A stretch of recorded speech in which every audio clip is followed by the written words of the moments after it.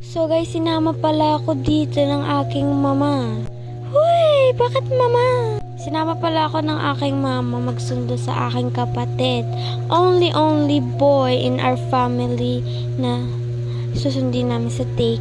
By the way, 3 years old lang siya and maaga siya nag-aaral katulad namin. Pero yung sumunod sa akin, hindi siya maaga nag-aaral katulad namin. So by the way, pang-apat pala siya.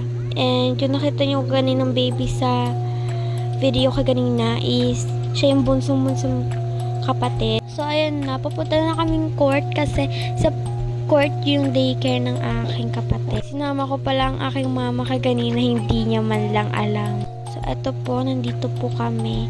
Yung mga taga rito, sino man nakakanood ng video na to, swerte kayo, nandito rin sa ate mo, girl. Huy! Pwede ka sikat, wag ka. Huy! Charis! So, nandito na pala kami sa my court. So, eto pala yung gate. Yan yung gate, yung orange na yan. Pasok tayo dyan, mga te. So, okay lang kahit anong edad ang magsundo. So, ayan na po. Pumasok na po ako. Mga te, ako pa nauna kay sakala mama. So, sa pinakadulo pala yung daycare ng aking kapatid. Talaga dyan yung daycare niya dapat kung saan yung nag-daycare yung sumunod sa akin, dun din dapat siya. Kaso lang puno na daw kaya nilipat siya, kaya dito siya nilipat. So eto po ako naglalakad sa court papuntang daycare. So dahil malapit na ako, nilakad-lakad ko pa, amting tis na lang mga te, nandyan na tayo. So, nandito na tayo. Ito palang aking kapatid. Pinapahanap ko sa kanya yung bag niya kasi wala sa lagayan.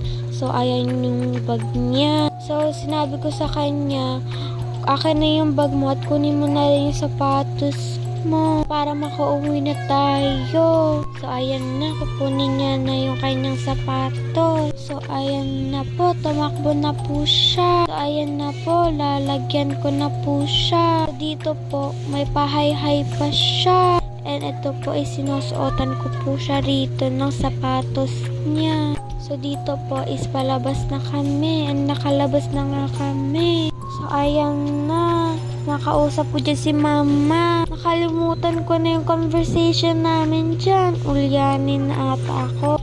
Hoy, hindi pa. Bata ka pa. Chari. Sa totoo niyan is 11 lang ako, mga te. So, ayan na po. May nagsabi po sa akin ng mama ng classmate niya. Behave daw siya, pero ang totoo hindi. So, tinatawag ko siya kasi ayusin ko ang kanyang polo.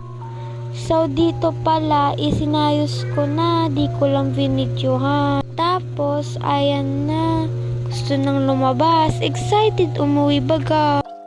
So, ayan na. Ako na ang naunang lumabas bago ang aking mama. Kasi paano ba naman ang bagal ni mama maglakad kaya nauuna na ako. So, ayan, sinasama ko si mama pero si mama naman layo ng layo. So, ito palang aking kapatid. Pinivideohan ko. Nagpapahabol baga. Tumakbo na pa uwi kasi nagpapahabol sa akin. Akala nakikipaglaro ako. So ayan, tinatry kong videoan si mama pero lumalayo talaga siya kahit kailan. May pagka-shy type si mama sa camera. Pero ang totoo niyan, hindi. Ayan si Seiya.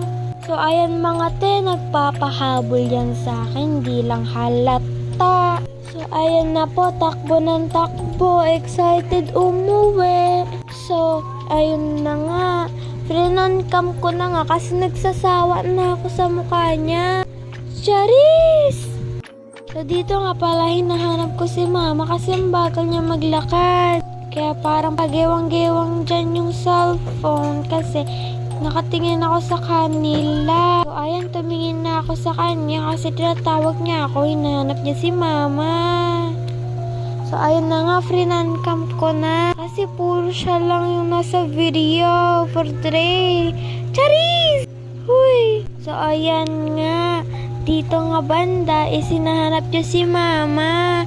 At yung nakita nga niya, pumunta ka agad siya sa kanya. Ako naman na dito, pumunta na rin. Tapos, Tapos, dito na rin ako palakad kay mama. Uy, te, nag-ayos ka pa ng buhok. GGSS ka talaga. So, dito nga pala, tinitignan-tignan ko rin yung nilalakaran ko kasi baka makatapak ako ng Eva. So, ayun si mama, binibidyahan ko din para naman may mama reveal. Huy! So, nandito na nga pala kami sa bahay. Bahay? Huy, hindi ganun. Bahay, te, bahay. So, dito nga pala, nakita kong nahihirapan ang aking kapatid. Pandak mo kasi, yan na nga. Tulungan na kita. Voice over lang muna ako ngayon mga te. Kasi, ang ingay sa labas. Papasok na nga dapat ako sa kwarto. Kaso nga lang, gusto kong videoan ng aking kapatid. Umiyak pa naman kanina kasi gusto pang maglikwat siya. So, ayan na nga, friend-cam ko na nga at papasok na ako sa kwarto.